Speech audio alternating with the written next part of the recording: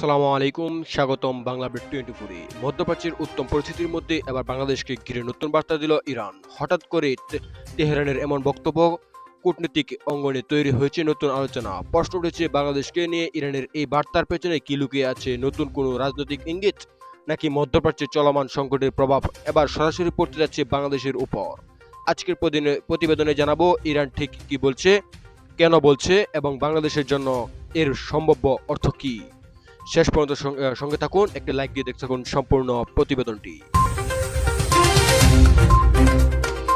মধ্যপ্রাচ্যে চলমান অস্থিরতার মধ্যেই বাংলাদেশের নিয়ে ইরানের সাম্প্রতিক মন্তব্য নতুন করে আলোচনার জন্ম দিয়েছে। ইরানের একটি টেলিভিশন চ্যানেলের প্রচারিত এক বিশ্লেষণে বলা হয়েছে, বর্তমানে বৈশ্বিক পরিস্থিতিতে মুসলিম দেশগুলোর মধ্যে পারস্পরিক সম্পর্ক আরও শক্তিশালী হওয়ার দরকার, আর সেই তালিকায় বাংলাদেশের নামও বিশেষভাবে উল্লেখ করা হয়েছে। ইরানি বিশ্লেষকদের দাবি, দক্ষিণ এশিয়ার বাংলাদেশের অবস্থান এখন আগের তুলনায় অনেক বেশি গুরুত্বপূর্ণ, কারণ ভৌগোলিক অবস্থান, অর্থনীতির অগ্রগতি এবং মুসলিম বিশ্বের সঙ্গে কূটনৈতিক ভারসাম্য সব মিলে বাংলাদেশে এখন আন্তর্জাতিক পর্যায়ে নতুন গুরুত্ব পাচ্ছে। বিশ্লেষণে আরও বলা হয়, যদি বিশ্ব রাজনীতির বর্তমান উত্তেজনা আরও ভারী, তাহলে ছোট ও উন্নয়নশীল দেশগুলো নিজেদের অবস্থান আরও সতর্কভাবে নির্ধারণ করতে হবে।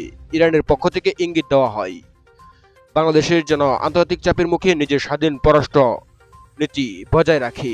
এই বক্তব্যের পর সামাজিক যোগাযোগের মাধ্যমে শুরু হয়েছে ব্যাপক আলোচনা সমালোচনা। অনেকেই মনে করেছেন ইরানের এই বার্তা সরাসরি কোনো হুমকি নয়, বরং এটি একটি রাজনৈতিক সতর্কবার্তা, যেখানে বাংলাদেশকে ভবিষ্যতে রাজনৈতিক পরিস্থিতি সম্পর্কে সচেতন থাকার পরামর্শ দেওয়া হয়েছে। আন্তর্জাতিক সম্পর্কে বিশ্লেষকরা বলছেন, বাংলাদেশ দীর্ঘদিন ধরেই সবার সঙ্গে বন্ধুত্ব করার সঙ্গেও বৈরতা নয় নীতি অনুসরণ করে আসছে, আর এই নীতির কারণে মধ্যপ্রাচ্যে বিভিন্ন দেশ বাংলাদেশের প্রতি আলাদা নজর রাখছে। তবে এখন পর্যন্ত বাংলাদেশের সরকারের পক্ষ থেকে ইরানের এই মন্তব্য নিয়ে আনুষ্ঠানিক কোনো প্রক্রিয়া জানানো হয়নি। কূটনৈতিক মহলে মনে করছে, পরিস্থিতি পর্যবেক্ষণ করে পরবর্তী পদক্ষেপ নেবে রাখা।